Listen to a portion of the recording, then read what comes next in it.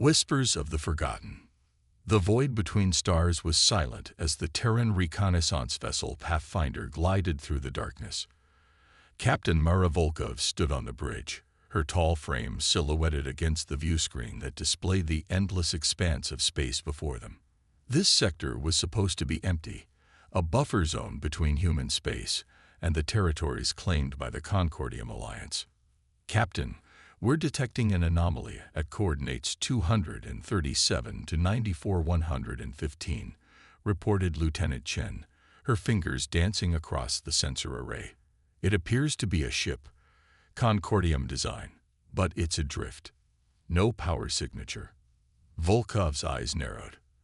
The Concordium had maintained a cold peace with humanity for decades, each side keeping to their agreed-upon boundaries. A Concordium vessel this far from their territory was unusual, potentially dangerous. "Life signs?" she asked, her voice steady despite the tension building in her chest. "Just one, Captain.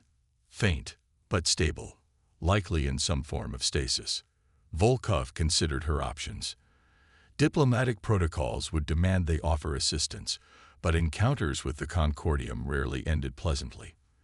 The alliance of 7 species had made their disdain for humans quite clear, viewing them as primitive upstarts who had somehow stumbled into faster-than-light technology. "Prepare a boarding team," she decided. "I'll lead it myself." 2 hours later, Volkov stepped through the airlock onto the alien vessel, accompanied by 3 security officers and Dr. Elaine Warren, the Pathfinder's chief medical officer. Their helmet lights cut through the darkness of the ship's interior, revealing the elegant organic curves typical of Concordium design. "Environmental systems are minimal but functional," reported Lieutenant Torres, scanning the corridor ahead. "Atmosphere is breathable for us and most Concordium species." They moved deeper into the vessel, following the life sign to what appeared to be the command center. There they found the survivor, a tall, reptilian figure slumped in a gravity couch before a dead console. The being was clearly Archean, scales the color of burnished copper, 6-fingered hands, and the distinctive ridge of spines running from the top of its head down its back. Dr. Warren approached cautiously, medical scanner in hand. "Male Archean. Vital signs stable but weak. He's in a self-induced hibernation state. Their species can do that when resources are limited. It's how they've evolved to survive long space journeys." As if on cue, the Archean's eyes flickered open, vertical pupils focusing slowly on the boarding party. He spoke, his voice dry and cracked, the translation matrix in their helmets converting his words to English. "Humans? Impossible." Volkov stepped forward. "I am Captain Mara Volkov of the Terran reconnaissance vessel Pathfinder. Identify yourself." The Archean struggled to sit upright, his movements stiff from prolonged inactivity. "Commander Thrix of the Concordium scout ship Vigilant." How long have I been adrift?" "Our scans indicate approximately 3 standard months," Dr. Warren replied, administering a nutrient solution appropriate for Archean physiology. "What happened to your crew?" Thrix's scaled face contorted in what might have been grief. "Dead. All dead. We encountered something at the edge of the Veil Nebula. It attacked without warning, weapons unlike anything we've seen before. I was ordered to the escape pod to warn the Concordium, but the pod was damaged in launch." Volkov's expression remained neutral, but her mind was racing. The Veil Nebula was in disputed territory. Both humanity and the Concordium had been sending probes there for years, searching for resources and strategic positions. "You're lucky we found you," she said. "We'll take you aboard our vessel and transport you to the nearest neutral station." Thrix's eyes narrowed. "Why would humans help an officer of the Concordium? Your kind are known for your deception and treachery." Lieutenant Torres tensed at the insult, but Volkov raised a hand to silence any response. "Perhaps what you've been told about humans isn't entirely accurate, Commander." The Archean made a sound that might have been a scoff. "I've studied the historical records. Humans are dangerous, unpredictable, emotional, quick to violence. The old stories say you nearly destroyed yourselves before achieving spaceflight. The Concordium was wise to establish boundaries. And yet here we are, saving your life. Volkov replied evenly. Let's continue this discussion aboard the Pathfinder. Can you walk? With Dr. Warren's assistance, Fricks managed to stand, his tall frame towering over the humans. As they made their way back to the airlock, the lights on their suits illuminated the battle damage throughout the ship. Not the precise, surgical strikes of Concordium weapons, but something else. Something that had torn through the advanced alloys of the hull like paper. Once aboard the Pathfinder, Dr. Warren took Fricks to the medical bay while Volkov returned to the bridge. The encounter had left her uneasy. Whatever had attacked the Concordium vessel was a threat to everyone in this sector. "Captain," called Lieutenant Chen from her station, "I'm detecting a power surge from the Concordium ship." Volkov frowned. "I thought you said it was dead." "It was, but something's activating." "Wait." Chen's eyes widened. "Captain, there's another ship dropping out of FTL.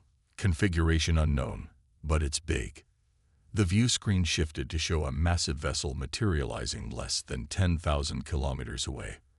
Unlike the elegant designs of human or Concordium ships, this craft appeared almost crystalline, with jagged protrusions and surfaces that seemed to absorb rather than reflect light.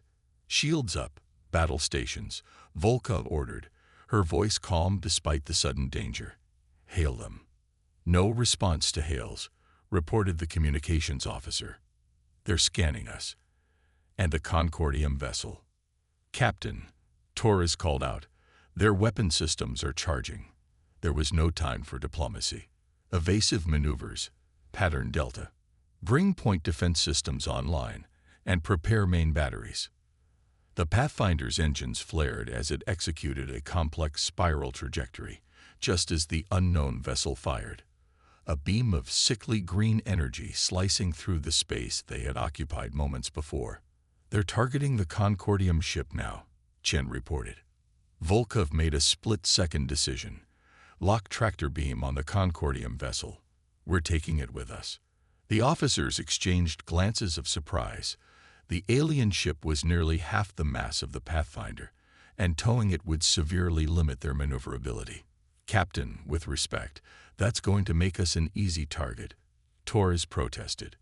"We can't leave it," Volkov insisted. "Whatever attacked them is back to finish the job, and there might be valuable intelligence aboard." "Execute the order." As the Pathfinder's tractor beam locked onto the derelict ship, the alien vessel fired again, this time striking their shields directly. The bridge shuddered under the impact. "Shields at 60% from a single hit," Torres reported, alarm evident in his voice. At that moment, Commander Fricks stumbled onto the bridge, Dr. Warren right behind him. "What are you doing?" he demanded, taking in the tactical display. "That's a harvester ship. You can't fight it. You need to run." "Harvester?" Volkov questioned, even as she signaled for evasive action. "Ancient enemies of my people," Fricks explained, gripping a console for support as the ship shuddered again. "They're supposed to be extinct. We thought we'd found one of their artifacts in the nebula, but it was a trap." Another blast rocked the Pathfinder. "Shields at 30%, Torres called out. "We can't take another direct hit." Volkov studied the tactical display, mind racing through options. The harvester ship was between them and any safe jump coordinates, and they couldn't outrun it with the Concordium vessel in tow. "Release the tractor beam," Fricks urged. "Save yourselves. My ship is lost." Volkov ignored him. "Lieutenant Chen, set course for the Schrödinger point." A hush fell over the bridge. The Schrödinger point was a theoretical quantum anomaly at the edge of the system, a place where space-time supposedly folded in unpredictable ways. It was marked on all human charts as a navigational hazard to be avoided at all costs. "Captain, we can't possibly navigate through that," Chen protested. "The harvester doesn't know that," Volkov replied with a grim smile. "Maximum thrust. Divert all non-essential power to the engines and shields." The Pathfinder surged forward, straining under the weight of the Concordium vessel. The Harvester pursued, firing intermittently, but Volkov's unpredictable course adjustments kept them just out of the enemy's optimal firing solution. As they approached the Schrödinger point, sensors began to malfunction. Reality itself seemed to warp around them, space becoming distorted in the view screen. "They're still pursuing," Torres reported. "Closing fast." "Perfect," Volkov replied, earning a bewildered look from Thrix. "On my mark, release the tractor beam and execute a 180-degree flip. All weapons to target the Concordium ship." "You would destroy my vessel?" Thrix demanded, his composure finally breaking. Volkov met his gaze steadily. "Trust me, Commander." The Pathfinder raced toward the swirling distortion of the Schrödinger point, the Harvester closing the distance with every passing second. Just as they reached the edge of the anomaly, Volkov gave the command. Now, with precision that would have been impossible for non-human reflexes, the Pathfinder released the tractor beam, executed a perfect flip, and fired a full spread of torpedoes, not at the Harvester, but at the abandoned Concordium vessel. The torpedoes struck with devastating force, rupturing the ship's power core. The resulting explosion created a shockwave that caught the pursuing Harvester, sending it tumbling into the gravitational distortions of the Schrödinger point. The crystalline vessel twisted impossibly as space-time warped around it, then imploded with a flash of light that momentarily blinded the Pathfinder sensors. When the view screen cleared, the Harvester was gone. Thrix stared at the empty space where his ship had been, then at Volkov. For the first time, there was something other than disdain in his gaze. It might have been respect, or perhaps simply confusion. "You sacrificed my ship as a weapon," he said slowly. "That maneuver should have been impossible." Volkov shrugged. "Humans specialize in the impossible, Commander. Perhaps the legends your people tell about us aren't entirely wrong after all." As the Pathfinder set course for the nearest human outpost, Thrix found himself reconsidering everything he thought he knew about humans. The stories of their unpredictability, their unconventional thinking, their ability to turn defeat into victory. Perhaps there was more truth to them than he had been willing to believe. And as he watched Captain Volkov calmly directing repairs and checking on her crew, he couldn't help but wonder what other human legends might prove to be true. The Awakening Storm. 3 days after escaping the Harvester, the Pathfinder limped into orbit around Outpost Horizon, a remote human settlement on the moon of a gas giant. The station was small by human standards, a collection of habitat modules, research facilities, and a modest defense grid. But to Thrix, it represented his first direct exposure to human civilization. Captain Volkov had insisted he remain in the medical bay for the journey, but now she invited him to join her as they docked. "You'll be our guest until we can arrange transport to a neutral station," she explained as they walked through the corridors. "Consider it a cultural exchange." Thrix's vertical pupils dilated slightly in the equivalent of a raised eyebrow. "Your superiors approve of bringing a Concordium officer to a human outpost." They weren't thrilled, Volkov admitted with a small smile. "But after I explained about the Harvester, they agreed we have bigger concerns than old rivalries." As they stepped onto Horizon's main concourse, Thrix froze, overwhelmed by the sensory input. Unlike the sterile, ordered environments of Concordium stations, this place was a riot of sounds, smells, and colors. Humans of every shade and size moved purposefully through the space, alongside a surprising number of non-human species. Some he recognized from border encounters, others completely unknown to him.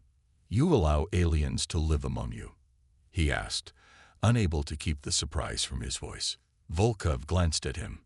"Of course. Horizon hosts researchers and traders from 17 different species. Did you think we were isolationists like the Concordium?" Before Thrix could respond, a small delegation approached, an older human male with dark skin and silver hair, accompanied by 2 security officers and a being Thrix recognized as a Keth, a species that had fled Concordium expansion generations ago. "Administrator Green," Volkov greeted the older human. Thank you for accommodating us on short notice. When the hero of the Procyon incident requests emergency docking, we make room, Green replied warmly before turning curious eyes to Thrix. And this must be your guest, Commander Thrix of the Concordium. The Archean introduced himself stiffly, uncomfortable under the scrutiny of the Keth, whose 4 eyes regarded him with unconcealed hostility. The commander's ship was attacked by an unknown entity, Volkov explained. The same entity then attacked us. We believe it may be connected to ancient technology discovered in the Veil Nebula. Green's expression grew serious. Then we should continue this conversation in my office. Commander, you're welcome to join us, though I understand if you prefer to rest after your ordeal. Despite his physical exhaustion, Thrix's curiosity won out. I will join you. Hours later, after reviewing sensor logs and comparing notes with Horizon's research team, a disturbing picture had emerged.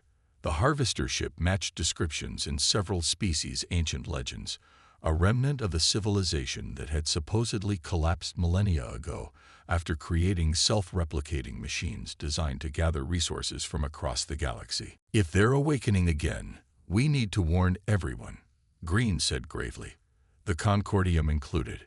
Thrix struggled to process the implications. The High Command must be informed immediately. If there are more of these harvesters. He was interrupted by a station-wide alert. Red lights flashed as a calm voice announced, "Attention all personnel. Unknown vessels approaching. Defense protocols active. This is not a drill." "How many?" Volkov demanded, already moving toward the door. Green checked his comm device, his face paling. 7 ships, configuration matching your harvester. They'll be in weapons range in 20 minutes. Impossible, Thrix muttered. They couldn't have followed us through the Schrödinger point. Unless they were already searching this sector, Volkov replied grimly. Administrator, what are Horizon's defensive capabilities? Green's expression was grim. We're a research outpost, not a military installation. Our shield generators can withstand conventional attacks, but against weapons that could deplete the Pathfinder's shields in a single hit. Evacuation, Volkov suggested. Already started, but we have over 2,000 personnel. Even with every available ship, we can't get everyone out in 20 minutes. Thrix watched the humans rapidly organizing, issuing calm, clear orders despite the existential threat bearing down on them. There was none of the panic he would have expected from a species labeled as emotionally unstable. Instead, he saw determination, focus, and an almost alarming acceptance of the situation.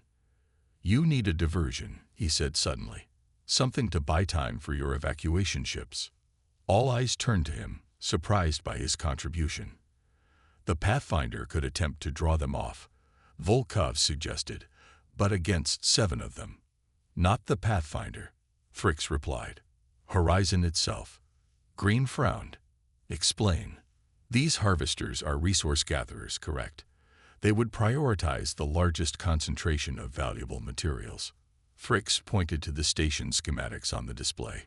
"If you could make the station appear to contain something irresistible, perhaps simulate a unique energy signature, they might focus on capturing rather than destroying it." The humans exchanged glances, a silent communication passing between them that Thrix couldn't interpret. "We could modify the fusion reactor to emit a quantum resonance pattern," suggested Dr. Warren, who had joined them from the Pathfinder. "Make it look like we got some kind of exotic power source." While evacuation continues through the maintenance tunnels on the dark side of the station, Volkov continued, catching on immediately. "It could work," Green agreed. "But someone would need to remain behind to manually adjust the signature as the harvesters approach. The system can't be automated with the time we have." "I'll do it," offered Dr. Warren without hesitation. "No," Thrix said, surprising even himself. "I should be the one." Volkov studied him with newfound respect. "Why would you sacrifice yourself for a human outpost, Commander?" Thrix straightened to his full height. "Because if these harvesters truly are returning, then all our civilizations are at risk. The Concordium must be warned by someone they will believe. And he hesitated. I have seen enough here to question many things I was taught about humans. The next 15 minutes passed in a blur of activity. As evacuation ships began slipping away from the station's shadow side, Fricks found himself in the reactor control room with Dr. Warren, who gave him a crash course in modifying the fusion reactor's output. The resonance pattern will make them think we've harnessed some kind of exotic matter, she explained. They'll attempt to capture the station intact rather than destroying it outright. How long will the deception hold? Fricks asked. Warren's smile was grim. Long enough for the evacuation, if we're lucky. Through the viewport, Fricks could see the first of the harvester ships appearing, crystalline structures glinting in the light of the gas giant. They were magnificent and terrifying, the products of a civilization far older than either humans or the Concordium. You should go, Doctor, he said quietly. Your expertise will be needed elsewhere if your people are to counter this threat. Warren hesitated. Commander Fricks, Please, he interrupted. Allow me this, redemption. I have spent my career believing humans were a primitive threat to be contained. I was wrong. After a moment, Warren nodded and handed him the control interface. The last evacuation ships leave in 7 minutes from Docking Bay 3, if you change your mind. But they both knew he wouldn't. As the harvesters drew closer, Fricks worked the controls as Warren had shown him, creating increasingly complex energy signatures to maintain the deception. Through the station's sensors, he watched evacuation ships slipping away, carrying humans and aliens alike to safety. Captain Volkov's voice came through the comm system. Commander Fricks, the Pathfinder is ready for departure. There's still time for you to reach Docking Bay 3. Thank you, Captain, he replied. But my place is here. There is something I must witness for myself. The minutes ticked by as the harvesters surrounded the station, their scans probing the modified reactor. Fricks could feel the station trembling as tractor beams locked on, attempting to secure it rather than destroy it, just as they had predicted. Final evacuation complete, came Green's voice over the comm. Godspeed, Commander. Alone on the station, Fricks made his way to the observation deck, drawn by a need to see his adversaries face to face. The harvesters loomed outside, their crystalline structures now extending tendrils toward the station, not weapons, but collection mechanisms designed to harvest resources. In that moment, looking death in the face, Fricks activated his personal recorder, knowing it would transmit his final message on Concordium emergency frequencies. This is Commander Fricks of the scout ship Vigilant with a priority alert for all Concordium forces. The ancient enemy known as the Harvesters has returned.